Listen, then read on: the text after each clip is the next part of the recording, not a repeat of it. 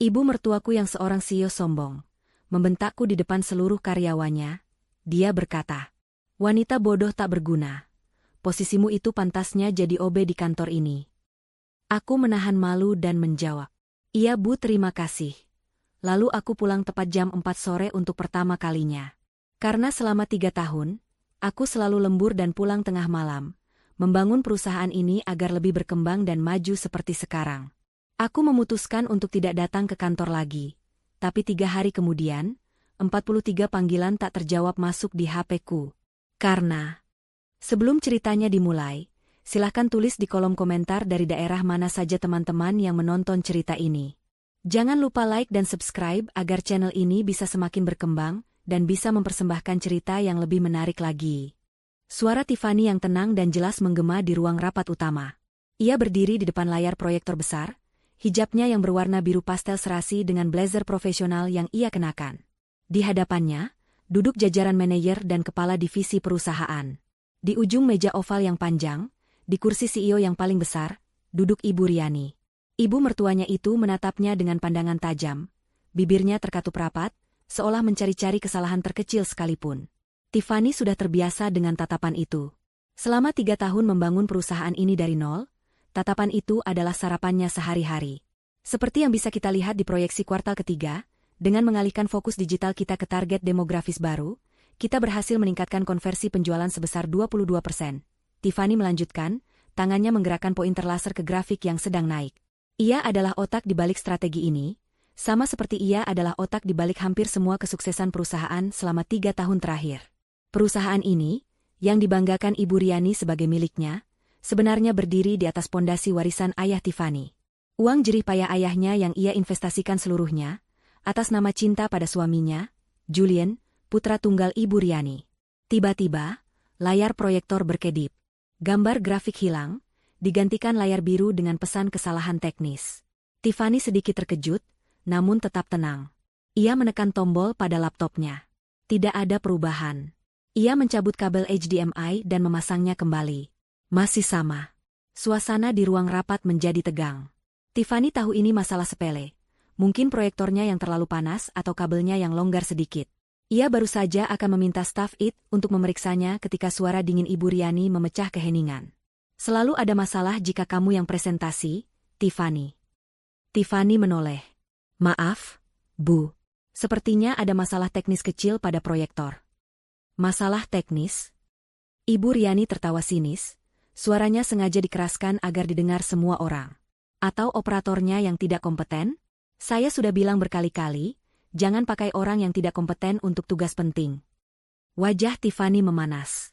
Ia merasa puluhan pasang mata kini menatapnya, sebagian kasihan, sebagian takut. "Saya bisa melanjutkan tanpa visual, Bu. Poin utamanya adalah..." "Cukup." Ibu Riani menggebrak meja.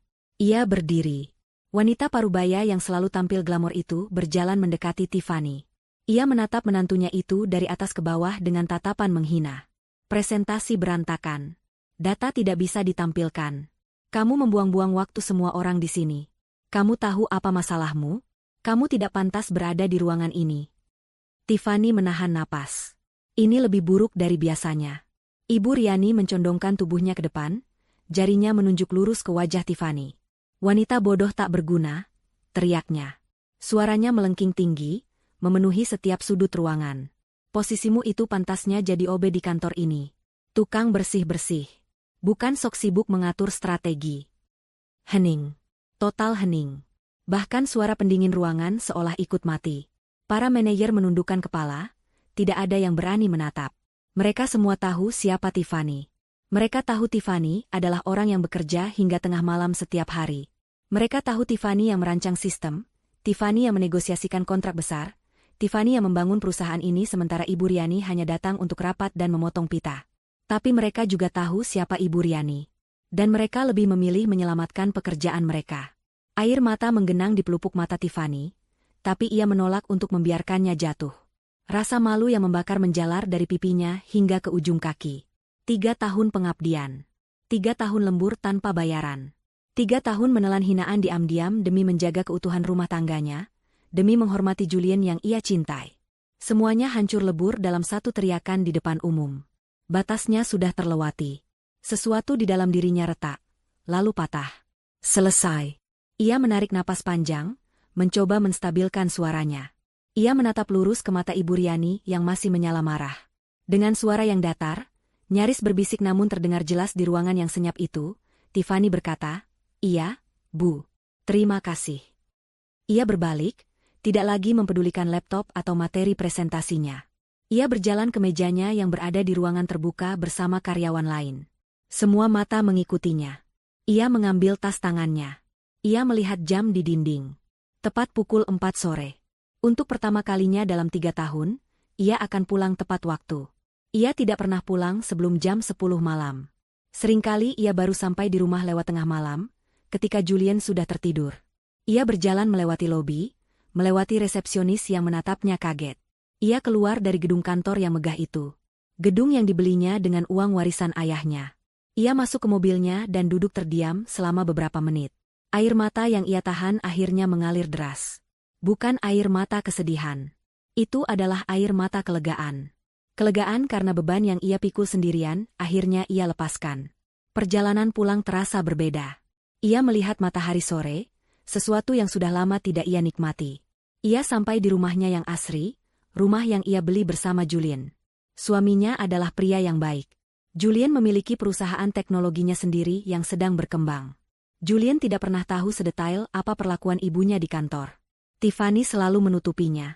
Ia tidak ingin Julian terpecah antara memilih istri atau ibunya. Ia selalu berkata pada Julian, "Ibu cuma sedang stres, Mas. Biasa." Tapi hari ini berbeda. Tiffany masuk ke rumah. Julian ternyata sudah pulang. Ia sedang duduk di sofa ruang tamu, membaca tablet kerjanya. Mendengar pintu terbuka, Julian mendongak. Keningnya langsung berkerut dalam. "Tiffany? Sayang? Kamu sudah pulang? Ini baru jam, ya ampun. Kamu kenapa?" Julian langsung berdiri dan menghampirinya. Ia melihat mata Tiffany yang sembab dan merah. Ia melihat kerapuhan di wajah istrinya yang biasanya selalu tegar. "Lin, ada apa? Apa yang terjadi di kantor? Apa ibu?" Tiffany tidak sanggup berkata-kata. Ia hanya menyerahkan dirinya ke dalam pelukan suaminya, dan tangisnya pecah di sana. Ia menceritakan semuanya. Setiap kata hinaan. Teriakan Ibu Riani. Tatapan para karyawan. Keputusannya untuk pulang.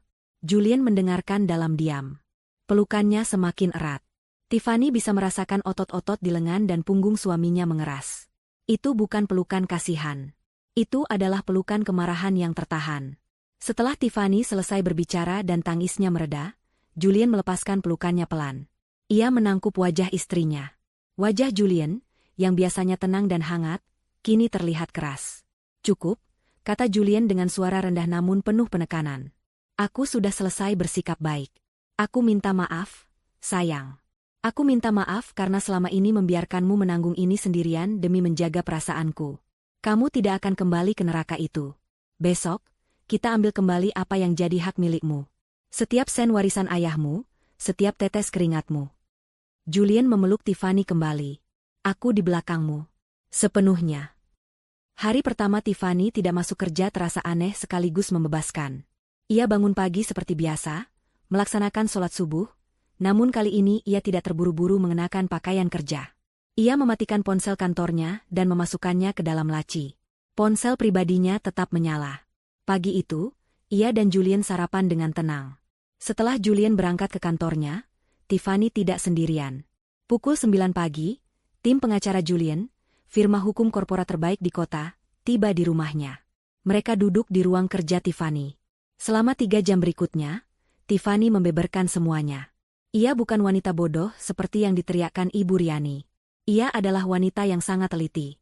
Ia menyerahkan salinan bukti transfer bank 3 tahun lalu, menunjukkan aliran dana masif dari rekening warisannya ke rekening perusahaan yang baru didirikan.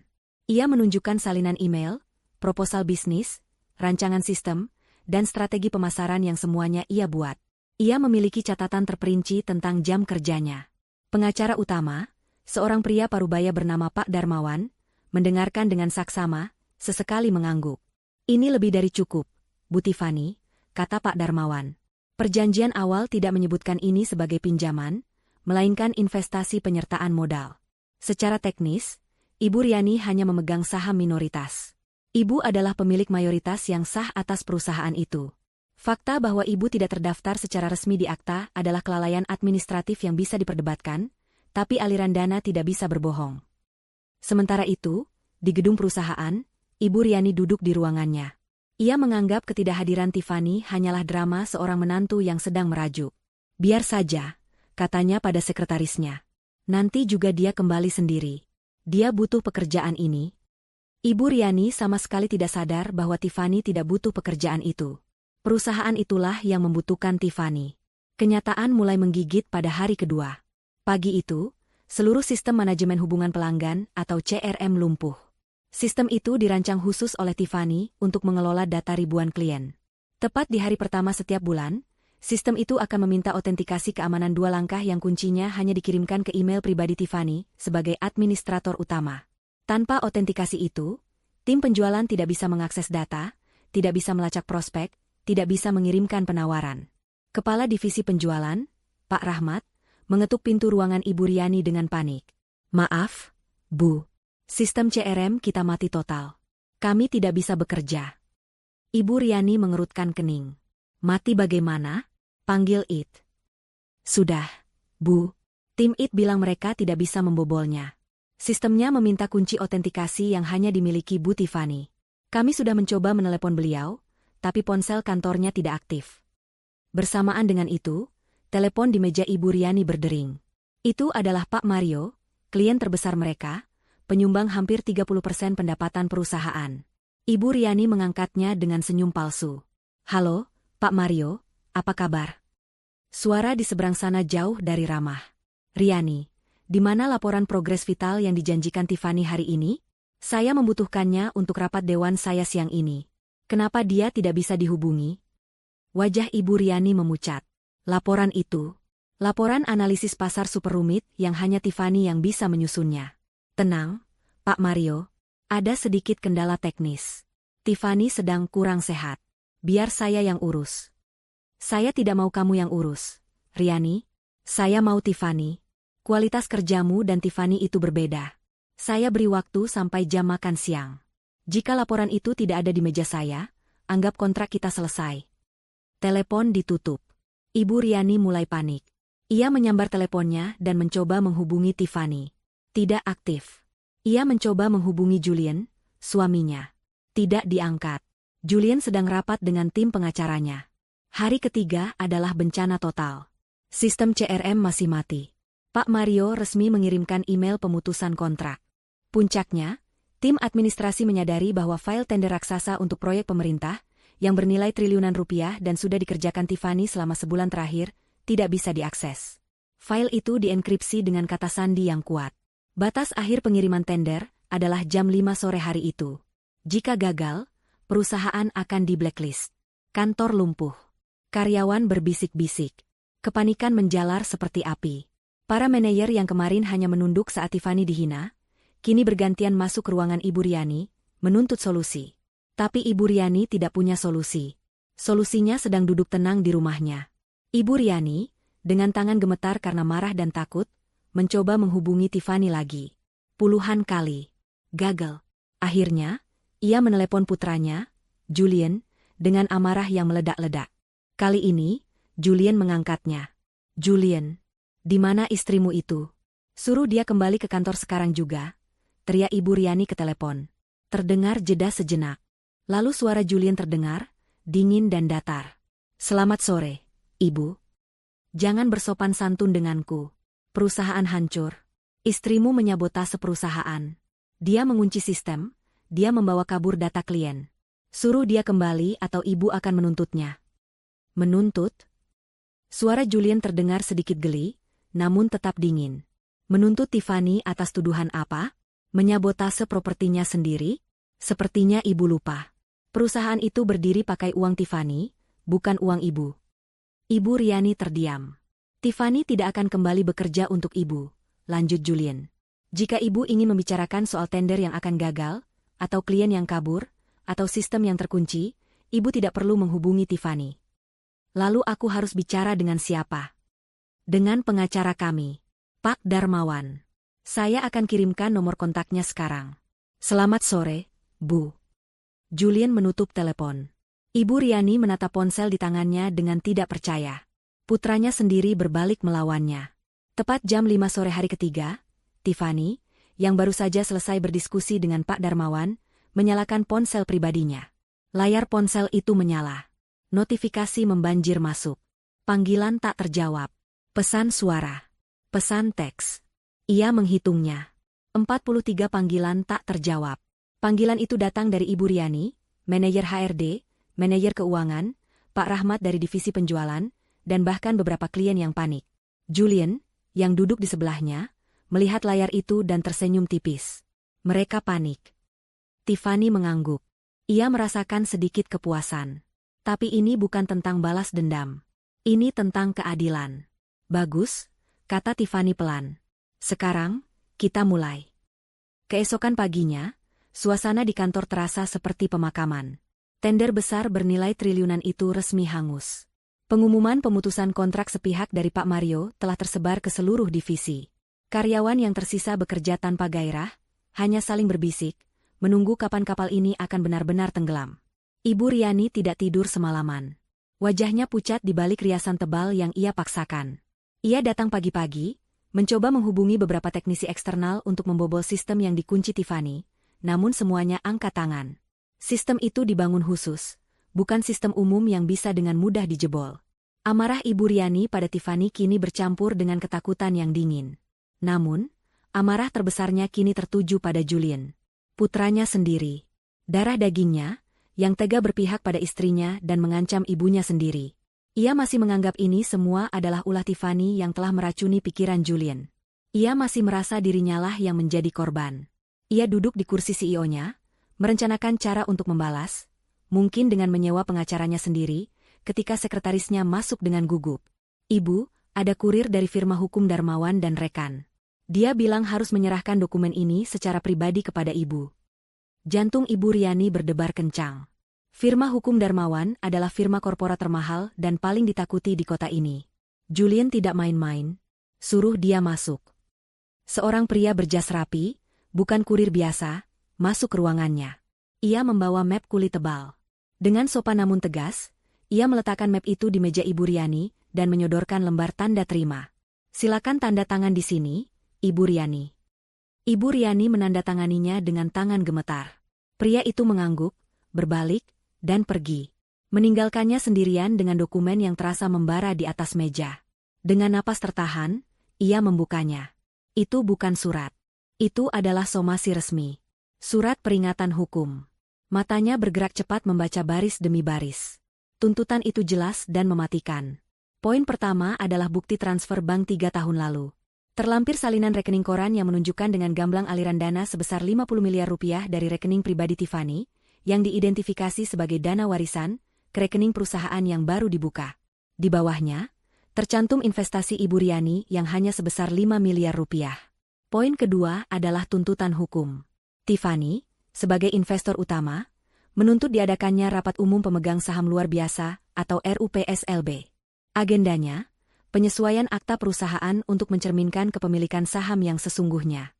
Berdasarkan perhitungan modal awal, Tiffany menuntut pengakuan atas 90% saham perusahaan.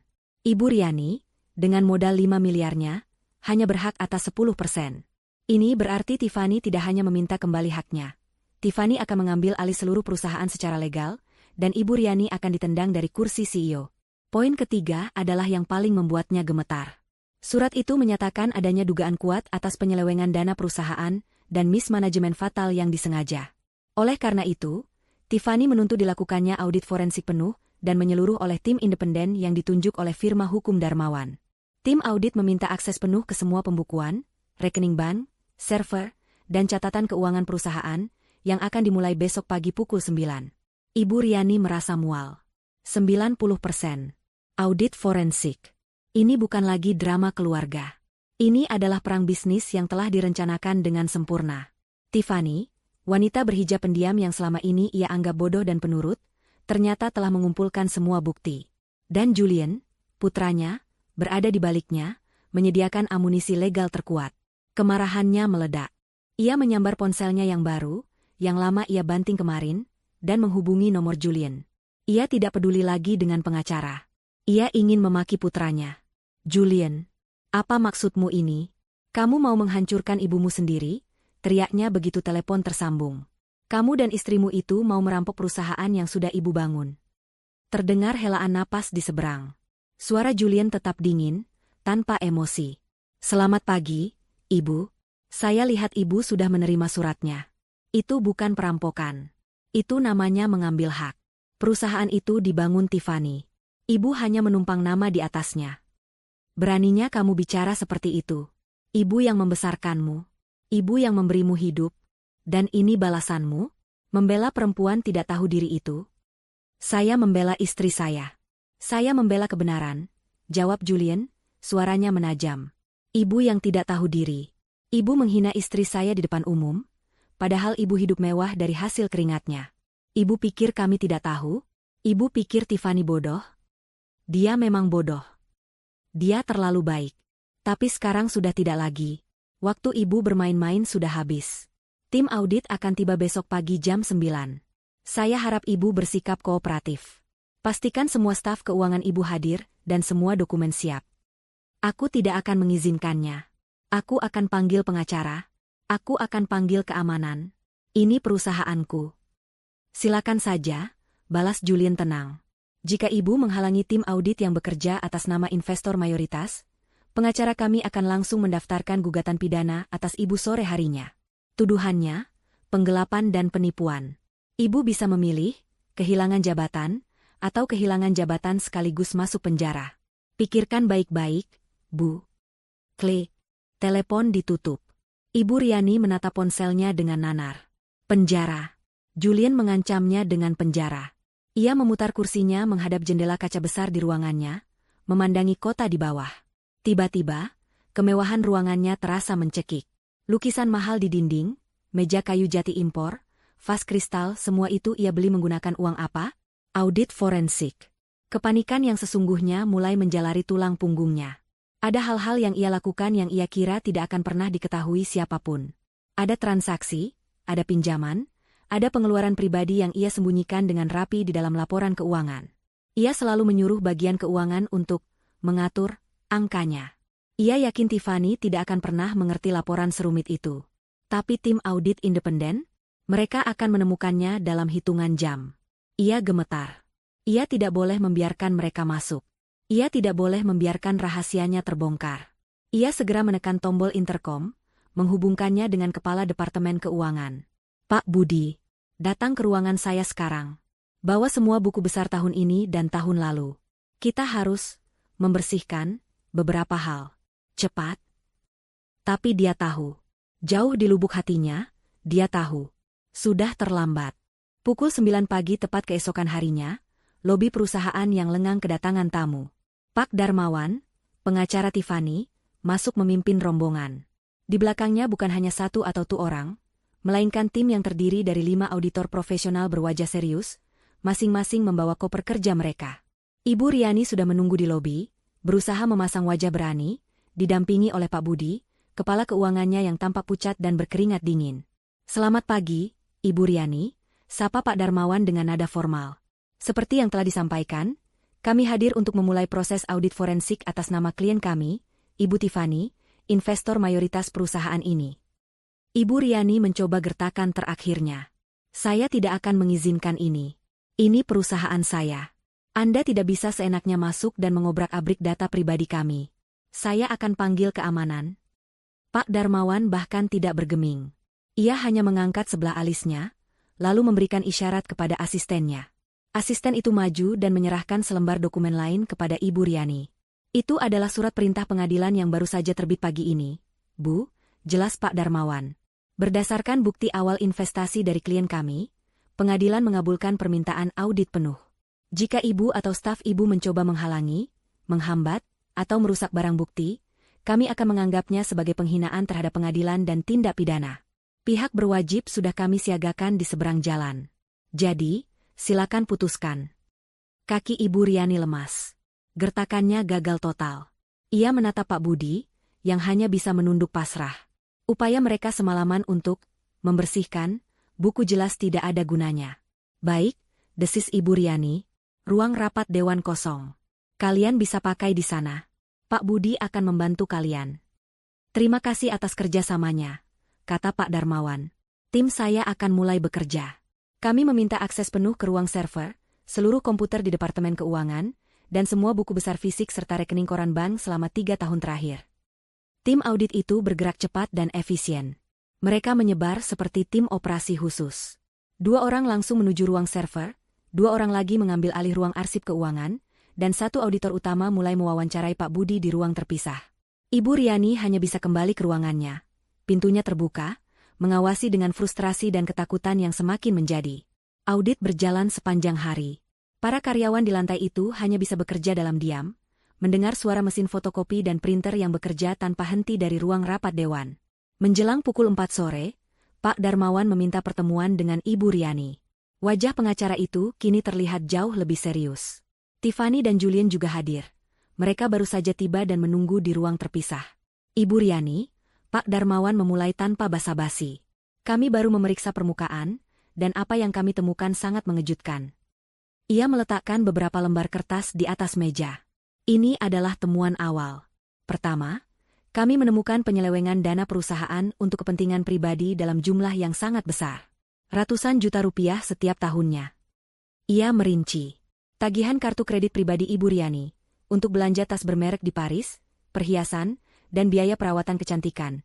Semuanya dibayarkan oleh perusahaan di bawah pos, biaya representasi direksi. Pembelian sebuah mobil sport mewah atas nama perusahaan, yang ternyata hanya digunakan untuk keperluan pribadi Ibu Riani, padahal perusahaan sudah menyediakan mobil dinas yang wajar. Renovasi rumah pribadinya yang dibiayai dengan dana, renovasi kantor. Ini saja sudah cukup untuk tuntutan penggelapan dana, Bu, kata Pak Darmawan. Ibu Riani mencoba membela diri. Itu semua fasilitas untuk CEO. Itu wajar. Tidak ada yang wajar jika tidak disetujui oleh pemegang saham mayoritas, yang dalam hal ini adalah klien kami, potong Pak Darmawan. Tapi, Ibu Riani, itu bukan temuan terburuk kami. Pengacara itu berhenti sejenak. Tatapannya mengunci Ibu Riani. Temuan terburuknya adalah ini.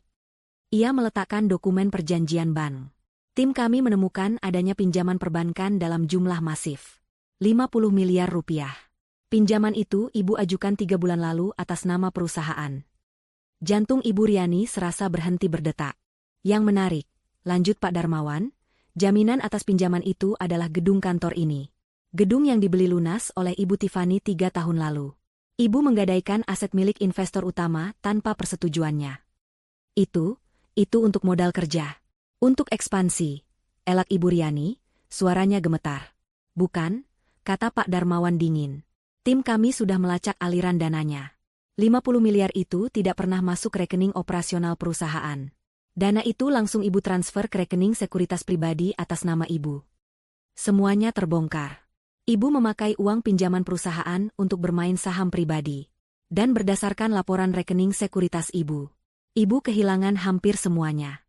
90% dari dana itu hangus. Benar, Ibu Riani? Ibu Riani tidak bisa berbicara. Wajahnya pucat pasi. Jadi, simpul Pak Darmawan, Ibu tidak hanya menggelapkan dana operasional. Ibu telah menggadaikan aset utama perusahaan secara ilegal, dan menghilangkan uangnya. Perusahaan ini sekarang tidak punya uang, tidak punya sistem, dan terlilit utang 50 miliar rupiah yang akan jatuh tempo bulan depan. Bank akan segera menyita gedung ini. Pak Darmawan menutup mapnya. Ibu tidak hanya menghina menantu Ibu. Ibu telah menghancurkan perusahaan ini. Ibu telah melakukan penipuan perbankan dan penggelapan dalam jabatan. Di ruangan sebelah, Tiffany dan Julian mendengarkan laporan yang sama dari asisten Pak Darmawan. Tiffany menutup mulutnya tak percaya. Ia mengira ia datang untuk mengambil alih perusahaan yang sehat. Ia tidak tahu ia datang untuk mengambil alih sebuah kapal yang sudah berlubang dan siap tenggelam. Julian mengepalkan tangannya. Kemarahannya pada ibunya kini berubah menjadi sesuatu yang lain. Rasa ngeri. Ini bukan lagi soal merebut hak. Ini soal menyelamatkan apa yang tersisa dari warisan ayahnya, sebelum Ban mengambil semuanya. Dan ini berarti, ibunya sendiri, Ibu Riani, kini adalah seorang kriminal yang akan menghadapi hukuman penjara. Kabar mengenai hasil audit forensik itu tidak mungkin disimpan rapat. Pak Budi, Sang kepala keuangan yang gemetaran, menceritakan garis besarnya kepada beberapa manajer kepercayaan. Dalam hitungan jam, rahasia paling kelam perusahaan itu menyebar di antara para pimpinan. Bukan lagi sekadar bisikan. Ini adalah fakta yang menghancurkan. Ibu Riani, CEO yang mereka takuti, ternyata adalah seorang penjudi gagal yang telah mengorbankan perusahaan dan masa depan ratusan karyawannya untuk menutupi kerugian pribadinya. 50 miliar rupiah. Jumlah yang begitu besar hingga sulit dibayangkan. Gedung kantor yang mereka tempati ternyata sudah menjadi jaminan utang yang mustahil terbayar. Bagi 3 orang manajer kunci, Pak Rahmat, kepala penjualan, Ibu Sinta, kepala operasional, dan Dito, kepala IT, berita ini adalah titik balik terakhir. Mereka adalah 3 pilar yang selama ini menjalankan roda perusahaan sehari-hari, bekerja langsung di bawah arahan strategis Tiffany. Mereka menghormati Tiffany bukan hanya sebagai atasan, tapi sebagai arsitek yang membangun segalanya. Mereka telah menyaksikan dengan mata kepala sendiri bagaimana Tiffany dihina sebagai OB di ruang rapat. Hati mereka muak saat itu, tapi mereka diam karena takut. Kini, rasa takut itu hilang. Berganti dengan amarah dan rasa jijik pada Ibu Riani. Mereka sadar, Ibu Riani bukan hanya sombong dan kejam. Dia tidak kompeten, ceroboh, dan seorang kriminal. Dia telah menipu mereka semua. Dia menghina sang arsitek, sementara dia sendiri yang sibuk membakar fondasi bangunannya. Malam itu, setelah jam kantor yang terasa surreal, ketiganya bertemu di sebuah kafe kecil yang sepi, jauh dari pusat kota. Wajah mereka tegang. Pak Rahmat yang pertama membuka suara. Kita semua sudah dengar beritanya. Ini bukan lagi soal gaji telat. Ini soal perusahaan yang akan meledak. Bank akan menyita gedung ini bulan depan. Kita semua akan berakhir di jalanan. Ibu Sinta mengadu kopinya yang sudah dingin. Yang lebih buruk, kita bekerja untuk seorang penipu. Saya malu. Saya malu pernah menundukkan kepala saat Bu Tiffany dihina olehnya. Padahal Bu Tiffany yang memberi kita pekerjaan, yang membangun sistem tempat kita bekerja. Dito, yang paling muda di antara mereka, mengangguk tegas. Sistem IT yang Bu Tiffany bangun itu canggih. Tapi sekarang datanya percuma, tidak ada yang bisa mengakses. Tapi bukan itu intinya. Intinya, saya tidak sudi bekerja 1 hari lagi untuk Ibu Riani. Saya lebih baik mengundurkan diri sekarang juga. Kita semua akan mengundurkan diri, kata Pak Rahmat. Tapi bagaimana? Kita punya keluarga, kita punya cicilan. Mencari kerja baru tidak mudah. Ada jeda sejenak. Lalu Ibu Sinta menatap kedua rekannya. Kita punya satu pilihan. Satu-satunya orang yang bisa membalikkan keadaan.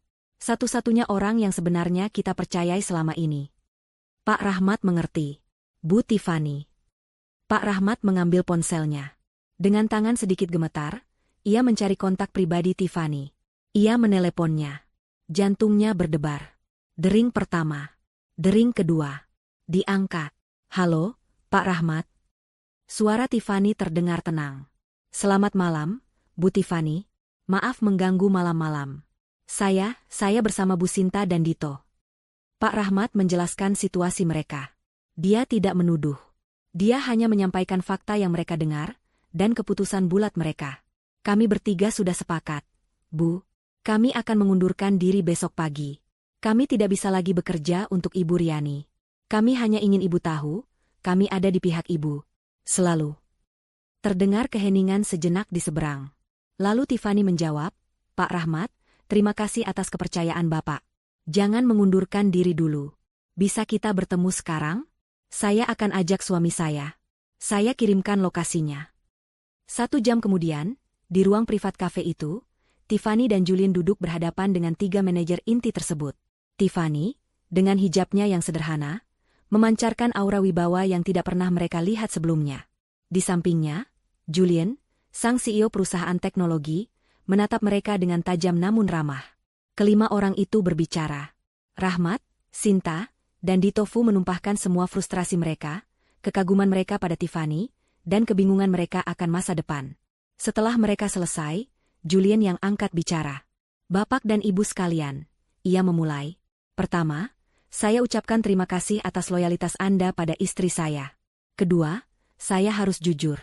Perusahaan Ibu Riani tidak bisa diselamatkan. Utang 50 miliar dan penyitaan aset bank sudah di depan mata. Kami tidak akan mencoba mengambil alih perusahaan bangkrut itu. Kami akan membiarkannya tenggelam bersama kaptennya. Rahmat, Sinta, dan Dito saling berpandangan. Wajah mereka pucat. Jadi, ini benar-benar akhir? Tapi, lanjut Julian, kami tidak akan membiarkan talenta terbaik di perusahaan itu ikut tenggelam. Julian tersenyum tipis. Perusahaan saya, PT Cipta Digital, sedang berkembang pesat. Kami sebenarnya berencana membuka divisi baru yang fokus pada konsultansi bisnis strategis dan manajemen sistem. Kami hanya kekurangan pemimpin yang tepat.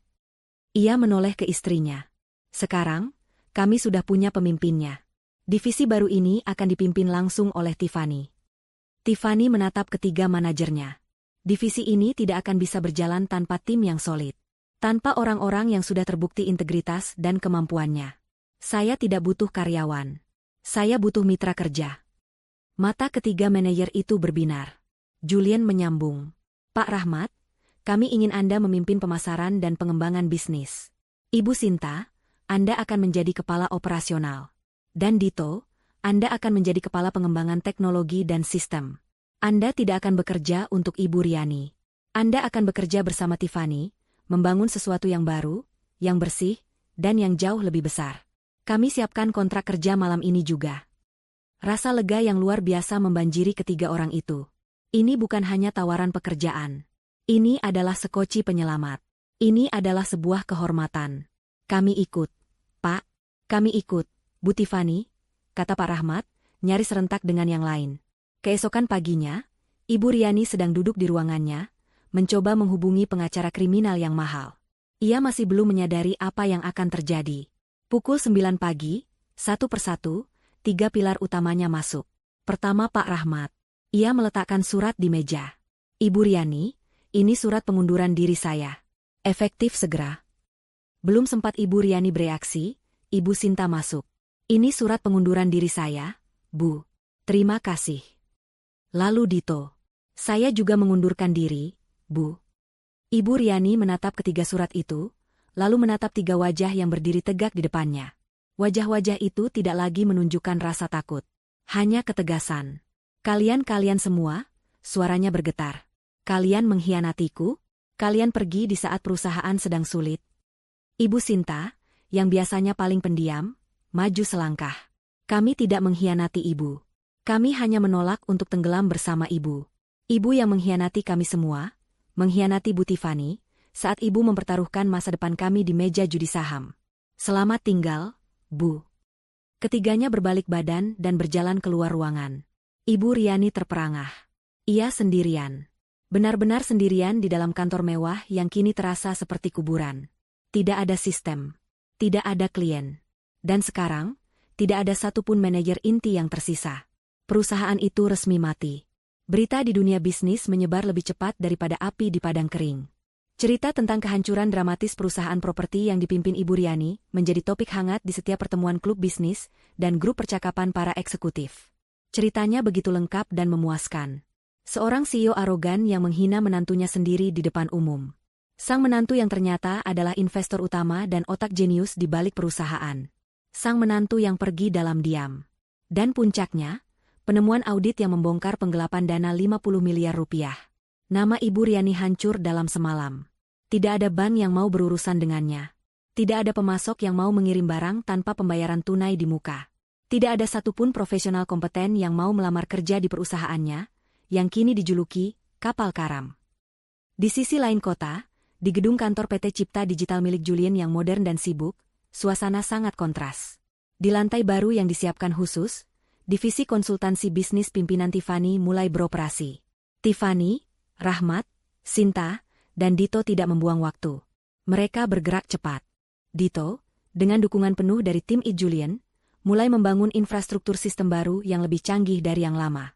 Langkah pertama Tiffany sangat strategis. Dia tidak perlu mencari klien baru. Dia hanya perlu mengambil kembali apa yang memang seharusnya menjadi miliknya. Orang pertama yang dia hubungi adalah Pak Mario, klien besar yang kontraknya diputus sepihak oleh Ibu Riani. Pak Mario sendiri sudah mendengar semua rumor itu. Ketika namanya muncul di layar ponsel Julian, dia langsung mengangkatnya. "Julian, saya baru saja mau menelepon Anda," seru Pak Mario. "Saya dengar kabar hebat. Katakan pada saya, rumor itu benar? Tiffany sekarang ada di tim Anda?" Julian tersenyum. Ia mengaktifkan pengeras suara. Tiffany duduk di seberangnya. Selamat siang, Pak Mario. Bukan hanya di tim saya. Dia direktur yang memimpin divisi barunya.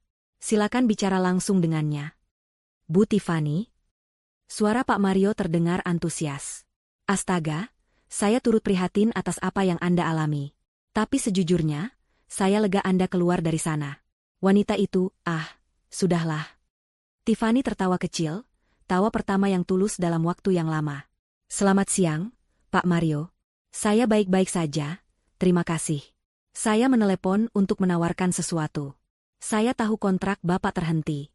Divisi baru saya, bersama Pak Rahmat, Bu Sinta, dan Dito, siap mengambil alih proyek Bapak. Mulai besok. Dengan sistem yang lebih baik dan tim yang Bapak sudah kenal kualitasnya. Pak Mario tertawa terbahak-bahak. Bu Tiffany, Anda tidak perlu menjual. Saya sudah beli. Kirimkan saja proposal dan kontrak barunya ke email saya siang ini. Anggap saja kontrak saya yang dulu itu pindah alamat ke perusahaan Anda. Saya hanya mau berbisnis dengan Anda. Saya ikut kemanapun otak jenius itu pergi. Itu adalah domino pertama. Kemenangan besar pertama. Dengan kontrak dari Pak Mario di tangan, Pak Rahmat, kini sebagai kepala pemasaran divisi baru, mulai bergerak. Dia memiliki daftar semua klien lama yang dia dan Tiffany rawat selama 3 tahun. Satu persatu, dia menghubungi mereka. Skripnya sederhana, jujur, dan kuat. Selamat pagi, Pak Budi. Ini Rahmat. Saya ingin menginformasikan bahwa saya, bersama Ibu Tiffany, Ibu Sinta, dan Dito, kini secara resmi pindah ke divisi baru di bawah naungan PT Cipta Digital milik Pak Julian. Kami tahu layanan Bapak sempat terganggu di perusahaan lama. Kami di sini untuk memastikan hal itu tidak terjadi lagi. Kami siap melanjutkan semua proyek Anda yang tertunda dengan layanan yang lebih baik. Reaksi para klien bisa ditebak. Mereka semua sudah mendengar rumor kehancuran perusahaan Ibu Riani. Mereka panik karena proyek mereka terbengkalai. Telepon dari Pak Rahmat adalah jawaban atas doa mereka. Mereka tidak bodoh. Mereka tahu siapa Tiffany. Mereka tahu Tiffany, Rahmat, Sinta, dan Dito adalah tim impian yang menjalankan perusahaan itu. Dalam waktu 1 minggu, 80% dari seluruh portofolio klien perusahaan Ibu Riani telah secara resmi memindahkan kontrak mereka ke divisi baru Tiffany. Terjadi migrasi klien besar-besaran. Tiffany kini benar-benar berada di elemennya. Di ruang rapat barunya, ia memimpin rapat strategi. Ia tidak lagi duduk diam menahan hinaan. Ia berdiri di depan timnya, hijabnya yang rapi memancarkan aura kepemimpinan. Ia memberikan arahan, timnya mendengarkan, mencatat, dan melaksanakannya dengan antusias. Julian seringkali hanya duduk di belakang ruangan, memperhatikan istrinya bersinar, dengan senyum bangga di wajahnya. Sementara itu, di gedung kantor Ibu Riani, suasana semakin mencekam. Telepon sudah berhenti berdering. Email sudah berhenti masuk. Satu-satunya surat yang datang adalah surat tagihan. Staf junior yang tersisa, yang gajinya sudah tidak dibayar selama sebulan, mulai mengemasi barang mereka satu persatu dan pergi tanpa pamit. Pak Budi, sang kepala keuangan, telah menghilang tanpa jejak, takut terseret dalam kasus pidana yang akan menjerat Ibu Riani. Pukulan terakhir datang di akhir bulan. Sebuah amplop coklat tebal dari bank, diantar oleh kurir resmi. Isinya bukan lagi peringatan. Itu adalah surat pemberitahuan tunggakan pembayaran pinjaman pokok sebesar 50 miliar rupiah. Di bawahnya, tertulis dengan jelas, pemberitahuan penyitaan aset jaminan. Bank secara resmi akan mengambil alih gedung kantor itu. Pelelangan umum akan dilaksanakan dalam 30 hari ke depan. Ibu Riani duduk sendirian di kursi CEO-nya yang mahal. Ia kini tidak hanya kehilangan tim, kehilangan klien, dan kehilangan reputasi. Ia telah kehilangan segalanya. Perusahaannya kini hanyalah cangkang kosong yang terlilit utang, di dalam gedung yang sebentar lagi akan dirampas paksa. Dia menatap surat sita itu, tangannya gemetar. Dia benar-benar bangkrut dan sendirian. Keheningan di kantor Ibu Riani terasa menakutkan. Gedung yang dulunya sibuk itu kini kosong melompong. Hanya tersisa dirinya dan beberapa staf administrasi level bawah yang masih bertahan, berharap sisa gaji mereka terbayar. Surat sita dari bank tergeletak di mejanya, sebuah bom waktu yang menghitung mundur 30 hari. Dalam sekejap, Ibu Riani telah kehilangan segalanya. Perusahaan, status, klien, dan yang paling menyakitkan, putranya sendiri. Ia kini terpojok, bangkrut, dan sendirian. Namun, seorang Ibu Riani tidak akan jatuh tanpa perlawanan. Jika ia tidak bisa menang dalam bisnis, jika ia tidak bisa menang secara hukum, yang jelas ia akan kalah telak, masih ada satu medan perang terakhir yang bisa ia gunakan. Satu-satunya senjata yang masih ia miliki, yaitu statusnya sebagai seorang ibu. Dalam keputusasaannya, ia tidak lagi melihat logika. Ia hanya melihat satu jalan, menghancurkan reputasi Julian dan Tiffany. Jika ia harus tenggelam, ia akan menyeret mereka berdua bersamanya. Ia akan memainkan peran yang paling ia kuasai di depan lingkaran sosialitanya, peran korban. Rencananya dimulai sore itu juga. Ia menelepon kontak lamanya di sebuah stasiun televisi gosip, seorang produser acara infotainment yang haus akan cerita dramatis. "Rina," katanya di telepon, suaranya sudah diatur agar terdengar parau dan penuh air mata. "Ini aku, Riani. Aku butuh bantuanmu. Aku sedang dizalimi, Rina. Oleh anakku sendiri." 1 jam kemudian, sebuah tim liputan lengkap dengan kamera sudah berada di lobi kantornya yang kosong. Ibu Riani telah bersiap. Ia tidak memakai blazer CEO-nya yang mahal. Ia mengenakan blus sederhana yang sedikit kusam. Riasan wajahnya sengaja dibuat tipis, dengan sedikit noda maskara di bawah matanya, seolah ia baru saja menangis berjam-jam. Wawancara itu dilakukan di ruang kerjanya, dengan latar belakang kursi-kursi kosong yang ditinggalkan para karyawannya. Itu adalah set panggung yang sempurna. "Ibu Riani, kami semua kaget mendengar apa yang terjadi." Sang reporter memulai dengan nada simpatik palsu. "Bisa ibu ceritakan, apa yang sebenarnya menimpa ibu?" Ibu Riani menarik napas, lalu air matanya langsung mengalir. Saya tidak tahu harus mulai dari mana," isaknya. "Saya membangun perusahaan ini dengan darah dan air mata. Sendirian. Sejak suami saya meninggal, saya bekerja siang malam demi putra saya satu-satunya, Julian." Kamera menyorot dekat ke wajahnya yang menderita. "Lalu putra saya menikah dengan Tiffany," lanjutnya, menyebut nama menantunya seolah itu adalah sebuah kutukan. "Awalnya semua baik-baik saja. Saya terima dia. Saya beri dia pekerjaan di sini. Saya bimbing dia. Saya anggap dia seperti putri saya sendiri. Tapi," lanjutnya, suaranya bergetar hebat, "entah apa yang dia lakukan pada putra saya. Pelan-pelan, Julian berubah. Dia menjauh dari saya. Lalu, mereka berkonspirasi di belakang saya. Tiffany, yang saya percaya, ternyata diam-diam menghasut Julian untuk merebut perusahaan saya." Reporter itu terbelalak, pura-pura kaget. "Merebut, Bu? Maksud ibu?" "Ya, mereka memfitnah saya. Mereka bilang saya menggelapkan uang, padahal itu semua bohong. Mereka membajak semua karyawan saya. Mereka mengambil semua klien saya." Ibu Riani menangis histeris. "Dan sekarang lihat. Mereka mengusir saya dari perusahaan saya sendiri. Saya diusir, Rina. Anak kandung saya sendiri, Julian, mengusir ibunya." Cerita itu meledak di media. Besok paginya, wajah Ibu Riani yang menangis ada di setiap program gosip pagi. Judul-judul bombastis bermunculan di portal berita online. Kisah pilu seorang ibu CEO, diusir anak kandung dan menantu dari perusahaannya sendiri. Julian, pengusaha sukses, tega rampas harta ibu kandung demi istri. Narasi, anak durhaka, jauh lebih menjual daripada berita bisnis yang rumit. Masyarakat langsung bersimpati. Telepon Julian dan Tiffany tak henti-hentinya berdering. Bukan dari klien, tapi dari rekan-rekan bisnis, kerabat jauh, dan bahkan teman-teman lama. Serangan itu berdampak langsung pada perusahaan Julian. Beberapa klien konservatif di PT Cipta Digital mulai mempertanyakan etika Julian. "Pak Julian, saya lihat berita, apa benar Anda memperlakukan ibu Anda seperti itu?" tanya salah satu investornya via telepon. "Kami tidak nyaman berbisnis dengan orang yang tidak menghormati orang tuanya." Tiffany pun tak luput. Di lingkungan sosialnya, orang-orang mulai berbisik di belakangnya. "Lihat, itu Tiffany. Wanita berhijab tapi hatinya jahat. Pasti dia pakai guna-guna sampai suaminya lupa sama ibunya." Puncaknya, untuk memberikan bobot legal pada dramanya, Ibu Riani, melalui pengacara murah yang ia sewa dengan sisa uangnya, melayangkan gugatan ke pengadilan. Gugatannya bukan soal perusahaan, karena ia tahu ia akan kalah. Ia menuntut Julian atas penelantaran orang tua, dan menuntut Tiffany atas perampasan aset keluarga. Itu adalah langkah putus asa yang brilian secara strategis. Gugatan itu membuat ceritanya di media terlihat sah. Di kantor mereka yang baru, Julian meninju dinding ruang rapatnya. Amarahnya memuncak. "Dia memfitnah kita. Dia memfitnahmu, Tiffany. Dia menyebutmu perampok di televisi nasional." Tiffany, yang sedari tadi diam membaca artikel-artikel berita di tabletnya, menatap suaminya dengan tenang. Matanya merah, tapi tatapannya tajam. "Mas, Ibu Riani sedang bermain drama. Kalau kita balas dengan drama, kita kalah. Dia lebih jago." "Lalu kita harus diam saja?" seru Julian. "Reputasiku hancur. Perusahaanku kena dampaknya."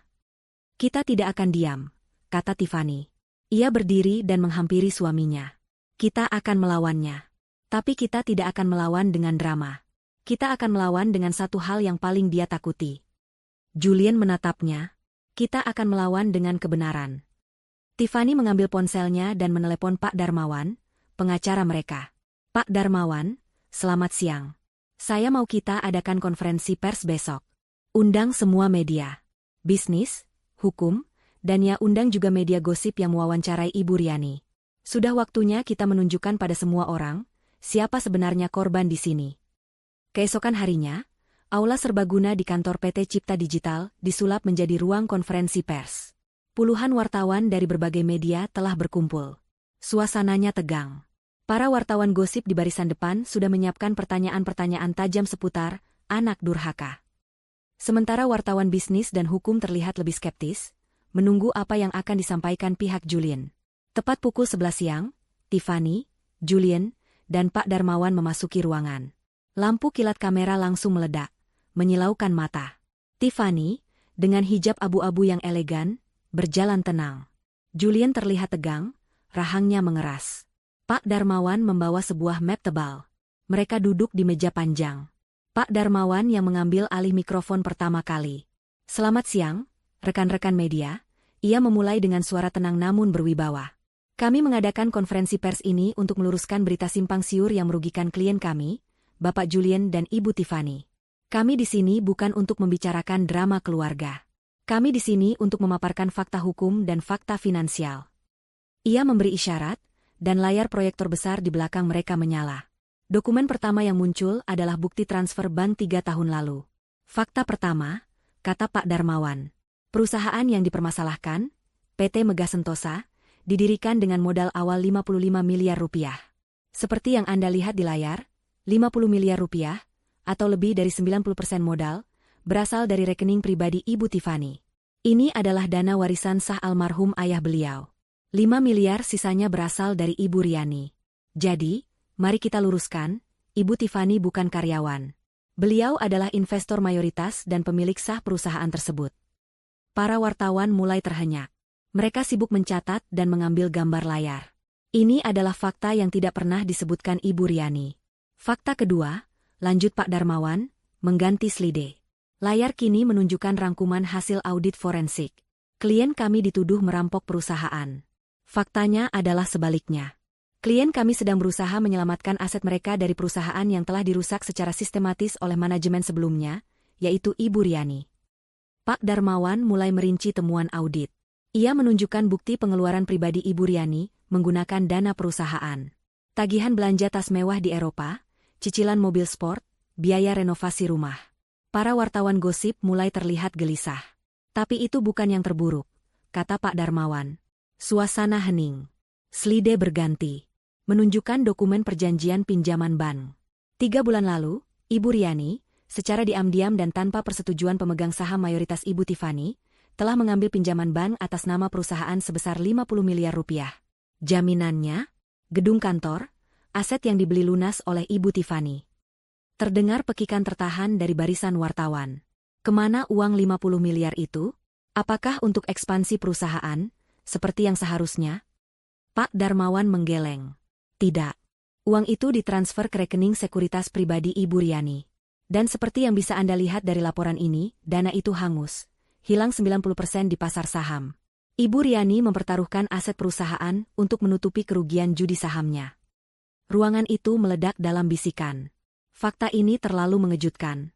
Jadi, simpul Pak Darmawan, perusahaan itu bangkrut bukan karena klien saya pergi. Perusahaan itu bangkrut karena utang 50 miliar yang diciptakan Ibu Riani, yang kini tidak bisa ia bayar. Bank telah mengeluarkan surat sita resmi. Pak Darmawan mundur. Giliran Julian maju ke mikrofon. Wajahnya menahan emosi. "Saya tahu apa yang kalian pikirkan," kata Julian, suaranya berat. Saya dituduh sebagai anak durhaka. Saya cinta ibu saya. Tidak ada anak di dunia ini yang ingin berada di posisi saya. Ia berhenti sejenak, menelan ludah. Tapi ibu saya, Ibu Riani, datang kepada kami. Dia tidak meminta maaf. Dia meminta saya dan istri saya untuk menutupi utang 50 miliarnya. Dia ingin kami membayar kesalahannya agar dia bisa terus hidup mewah. Ketika kami menolak untuk terlibat dalam tindak kriminal itu, dia pergi ke media dan memfitnah kami. Dia memfitnah istri saya, orang yang uangnya dia gunakan selama 3 tahun terakhir. Julian menatap lurus ke kamera. Saya dihadapkan pada pilihan. Membela ibu saya yang jelas-jelas bersalah dan menipu, atau membela istri saya yang telah bekerja keras dan dizalimi. Saya memilih kebenaran. Saya memilih istri saya. Terakhir, Tiffany maju. Ia hanya berbicara singkat, namun suaranya jelas. Saya bekerja 3 tahun di perusahaan itu. Saya hanya meminta hak saya atas investasi saya. Saya dihina di depan umum, disebut wanita bodoh, dan OB. Tapi saya diam. Tapi ketika ibu mertua saya memfitnah suami saya di depan seluruh negeri, saya tidak bisa diam lagi. Ia menatap para wartawan. Semua bukti sudah ada di depan Anda. Silakan dinilai sendiri, siapa korban sebenarnya, dan siapa pelaku kejahatan yang sebenarnya. Konferensi pers itu selesai.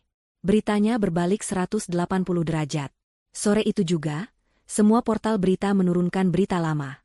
Judul barunya jauh lebih ganas, terbongkar. Bukan dirampok, Ibu Riani terlilit utang judi saham 50 miliar.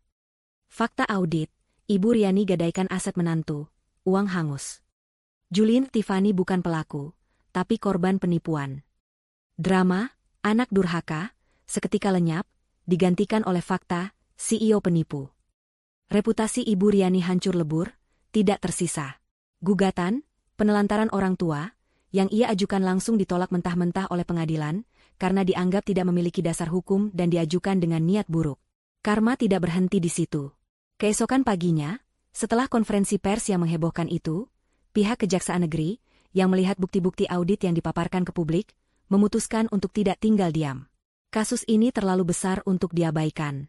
Ibu Riani, yang sedang duduk termenung di rumah mewahnya yang sepi, rumah yang sebentar lagi juga akan disita karena ia gagal bayar cicilan, mendengar bel pintu berbunyi. Ia mengira itu wartawan lagi. Ia membuka pintu. Di depannya tidak berdiri reporter. Di depannya berdiri 2 orang pria berseragam, didampingi 2 orang berjas rapi yang menunjukkan lencana. "Selamat pagi," kata salah satu pria berjas. "Kami dari Kejaksaan. Apakah benar ini dengan Ibu Riani? Ibu kami panggil untuk hadir ke kantor kami sebagai saksi untuk dimintai keterangan atas dugaan tindak pidana penggelapan dana dalam jabatan dan penipuan perbankan." Ibu Riani merasa kakinya lemas. Ia bukan lagi korban yang teraniaya di TV. Ia kini resmi menjadi tersangka dalam penyelidikan kriminal. Proses hukum yang menanti Ibu Riani berjalan cepat dan brutal. Konferensi pers yang digelar Tiffany dan Julian tidak hanya membersihkan nama mereka di mata publik. Itu adalah paku terakhir di peti mati Ibu Riani. Dengan bukti audit forensik yang begitu telak, penipuan perbankan, penggelapan dana, pemalsuan jaminan, Ibu Riani tidak punya celah untuk membela diri. Kejaksaan menetapkannya sebagai tersangka utama. Menghadapi ancaman hukuman penjara puluhan tahun, pengacara Ibu Riani yang baru dan mahal, dibayar dengan sisa perhiasan yang berhasil ia sembunyikan, menyarankannya untuk mengambil satu-satunya jalan keluar, bekerja sama. Ibu Riani, yang kini benar-benar hancur dan kehabisan energi untuk bertarung, menyetujui kesepakatan pembelaan. Ia mengakui semua perbuatannya. Sebagai gantinya, ia lolos dari hukuman kurungan penjara, namun diganjar dengan hukuman percobaan yang sangat ketat selama 5 tahun. Tapi hukuman utamanya bukanlah dari pengadilan pidana. Hukuman utamanya datang dari pengadilan perdata dan perbankan. Ia divonis harus mengembalikan seluruh kerugian. 50 miliar rupiah kepada pihak bank, ditambah puluhan miliar lainnya kepada perusahaan atas dana yang ia gelapkan. Tentu saja ia tidak punya uang sepeser pun. Satu-satunya jalan adalah likuidasi total. Semua aset atas nama Ibu Riani, tanpa terkecuali, disita oleh kurator dan bank untuk dilelang. Rumah mewahnya, mobil sportnya yang ia banggakan, koleksi tas dan perhiasannya, bahkan perabotan di dalam rumahnya. Semuanya akan dijual paksa. Dan tentu saja, aset utama yang digadaikan, gedung kantor PT Megah Sentosa, adalah yang pertama kali dilelang oleh bank untuk menutupi pinjaman pokok. Hari pelelangan itu tiba. Sebuah aula besar di Hotel Bintang 5 disewa oleh balai lelang resmi. Puluhan investor, spekulan properti, dan perwakilan bank berkumpul. Di barisan keempat, duduk Tiffany dan Julian. Tiffany terlihat tenang, ia mengenakan setelan kerja berwarna krem, memegang buku catatan kecil. Julian duduk tegak di sampingnya, menggenggam erat tangan istrinya. Mereka bukan datang untuk menonton. Mereka datang untuk bisnis. Di barisan paling belakang, di sudut ruangan yang gelap, duduk seorang wanita yang hampir tak bisa dikenali. Ibu Riani. Ia diwajibkan hadir oleh kurator sebagai pemilik aset yang dilelang. Ia tidak lagi mengenakan pakaian glamor. Ia hanya memakai blus sederhana, wajahnya pucat tanpa riasan, matanya kosong menatap panggung. Setiap ketukan palu juru lelang terasa seperti pukulan ke harga dirinya yang sudah remuk. "Baik, Bapak dan Ibu sekalian," seru juru lelang. "Kita mulai dengan aset pertama. Sebuah gedung perkantoran komersial 8 lantai di kawasan bisnis utama. Aset bebas sengketa, sitaan bank." Foto gedung kantor PT Mega Sentosa, gedung yang dibangun dengan uang Tiffany, muncul di layar besar. Kita buka harga di angka 40 miliar rupiah. Para spekulan langsung mengangkat papan mereka. 41. 42. 42,5. Harga merangkak naik. Tiffany hanya diam memperhatikan. Julian berbisik, "Belum, sayang. Biarkan mereka saling menaikkan harga." Tiffany mengangguk. Harga terus naik, mencapai angka 48 miliar. Ibu Riani di belakang hanya menunduk. Ia berharap harga itu bisa menembus 50 miliar, agar setidaknya utang pokoknya di bank lunas. 48 miliar rupiah. Ada lagi? 48, 1 kali, 2 kali. 51 miliar. Suara Tiffany tenang namun tegas, memotong ucapan juru lelang. Seluruh ruangan menoleh ke arahnya. Tiffany mengangkat papannya dengan mantap. Para spekulan terdiam. 51 miliar adalah harga pasar yang wajar. Mereka ragu untuk menaikkan lagi. Juru lelang tersenyum lebar. "Luar biasa. 51 miliar rupiah dari ibu di barisan keempat. Ada yang berani menawar lebih tinggi? 51 miliar, 1 kali, 2 kali." Ibu Riani di belakang mengangkat kepalanya. Ia melihat punggung Tiffany. Menantunya yang dulu ia sebut OB. Kini wanita itu dengan santai mengeluarkan uang 51 miliar untuk membeli gedung yang ia hancurkan. Rasa malu dan iri membakarnya. Dan 3 kali terjual kepada ibu Tiffany.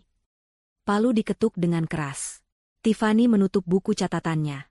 "Selesai," bisiknya pada Julian.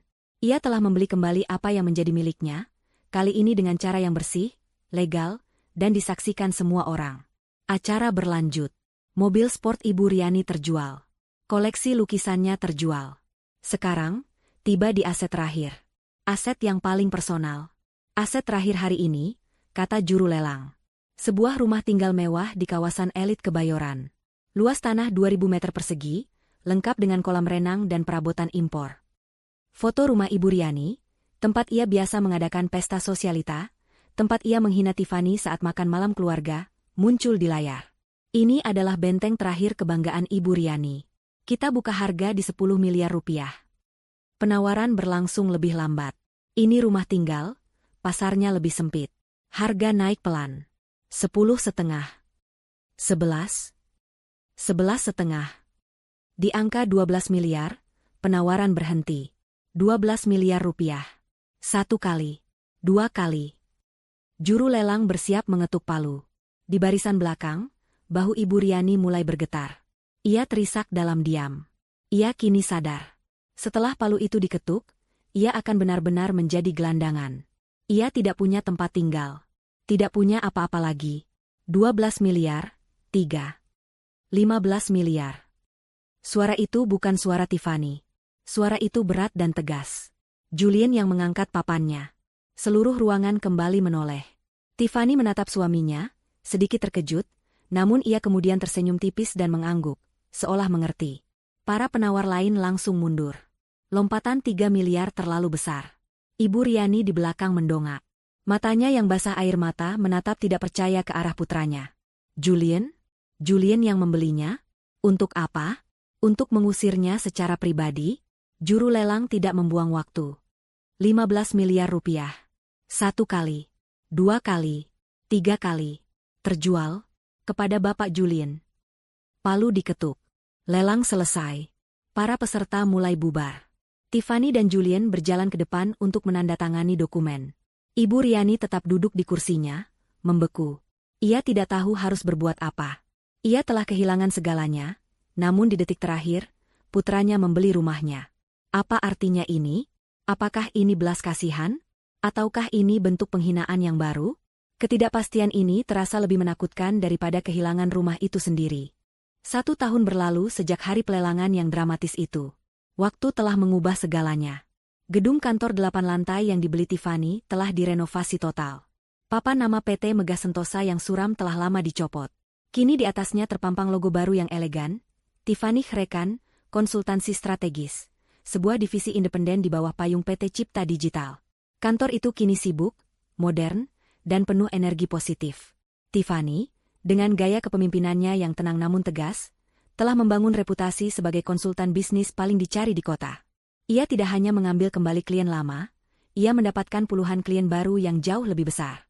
Pak Mario menjadi mitra setia, dan kesuksesan proyek mereka menjadi studi kasus di banyak majalah bisnis. Pak Rahmat, Ibu Sinta, dan Dito, sebagai mitra kerja Tiffany, menikmati kesuksesan yang tidak pernah mereka bayangkan. Mereka dihormati, digaji sangat layak, dan yang terpenting, mereka bekerja di lingkungan yang sehat. Tiffany dan Julien kini dikenal sebagai pasangan emas di dunia bisnis. Mereka kuat, beretika, dan tak terpisahkan. Lalu, bagaimana dengan Ibu Riani? Ibu Riani masih tinggal di rumah mewah di Kebayoran. Rumah yang dibeli Julien di pelelangan itu. Dari luar, tidak ada yang berubah. Rumputnya masih terpotong rapi, kolam renangnya masih biru jernih. Tapi di dalam, segalanya berbeda. Saat Julien menandatangani akta jual beli rumah itu, ia tidak mendaftarkannya atas namanya.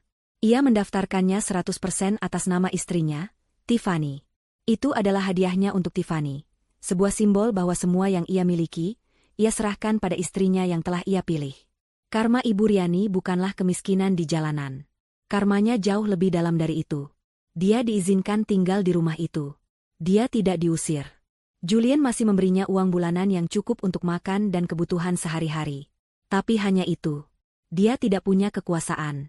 Dia tidak punya status. Dia tidak punya teman. Lingkaran sosialitanya telah mengucilkannya sejak skandal penipuannya terungkap. Mereka malu bergaul dengan seorang kriminal yang gagal. Dia kini hidup sebagai seorang numpang. Setiap hari ia bangun di kamar tidur yang bukan miliknya. Ia berjalan di lantai marmer yang dibayar oleh menantunya. Ia makan nasi yang dibeli dengan uang belas kasihan dari orang yang pernah ia sebut bodoh dan OB. Dia tidak punya mobil. Jika ia ingin pergi, ia harus memesan taksi online. Dia tidak punya kartu kredit. Dia tidak punya akses ke rekening bank manapun selain rekening tabungan yang diisi Julien setiap bulan. Dia adalah seorang tahanan di dalam istananya sendiri. Terisolasi dalam kemewahan yang bukan haknya. Baginya, yang terbiasa memerintah dan menghina, ketergantungan ini adalah siksaan psikologis yang jauh lebih berat daripada hukuman penjara. Sore itu, di akhir pekan, sebuah mobil memasuki halaman rumah. Julien dan Tiffany datang berkunjung. Ini adalah kunjungan rutin mereka sebulan sekali, untuk memastikan ibunya baik-baik saja. Mereka duduk di ruang tamu yang megah namun terasa dingin. Ibu Riani, kini terlihat jauh lebih tua, menyajikan teh untuk mereka. Tangannya sedikit gemetar. Tidak ada lagi tatapan arogan. Hanya ada tatapan kosong dan lelah. Setelah hening yang panjang, Ibu Riani akhirnya menatap Tiffany. Suaranya pelan dan parau. Ini adalah pertanyaan yang ia pendam selama 1 tahun. Kenapa? Tanyanya. Tiffany dan Julien saling berpandangan. Kenapa apanya, Bu? Tanya Julien lembut. Kenapa kalian membeli rumah ini? Kenapa kalian masih memberiku uang? Kenapa tidak biarkan saja aku di jalanan? Bukankah itu yang pantas aku dapatkan? Julien hendak menjawab, tapi Tiffany memberi isyarat pelan. Tiffany yang akan menjawabnya. Tiffany menatap lurus ke mata wanita yang telah menghancurkan hidupnya, dan yang hidupnya kini ada di tangannya. Kami tidak melakukannya untuk ibu, kata Tiffany dengan suara tenang. Kami melakukannya untuk Julien. Karena seburuk apapun ibu tetaplah wanita yang melahirkannya. Julien tidak akan bisa hidup tenang membiarkan ibunya menjadi gelandangan.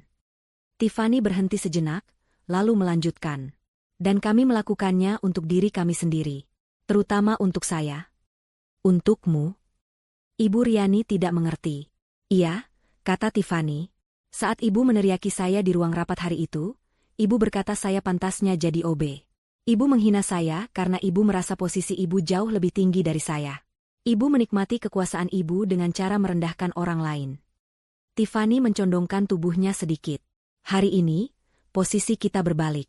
Saya bisa saja mengusir ibu. Saya bisa saja membiarkan ibu mengemis di jalan. Saya punya kekuasaan penuh untuk melakukan itu.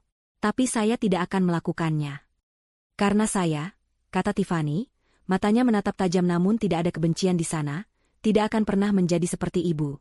Saya tidak akan pernah menggunakan kekuasaan saya untuk menghina atau menendang orang yang posisinya sudah jatuh. Itu bedanya saya dengan ibu. Ibu Riani tertegun. Kata-kata itu menamparnya lebih keras daripada teriakan apapun. Tiffany berdiri, merapikan hijabnya. Kami permisi dulu, Bu. Jaga diri ibu baik-baik. Julien berdiri, mencium pipi ibunya sekilas, lalu mengikuti istrinya keluar pintu. Ibu Riani tetap duduk membeku di sofa mewahnya. Ia sendirian lagi. Ia akhirnya mengerti karmanya. Dia tidak kehilangan hartanya. Dia kehilangan harga dirinya. Dia diampuni, tapi dia tidak akan pernah dimaafkan. Dia harus menghabiskan sisa hidupnya dalam kemewahan yang disediakan oleh Tiffany. Sebagai pengingat abadi bahwa menantu yang ia sebut, OB tak berguna, itu, ternyata memiliki martabat dan belas kasihan yang jauh lebih tinggi daripada yang pernah ia miliki.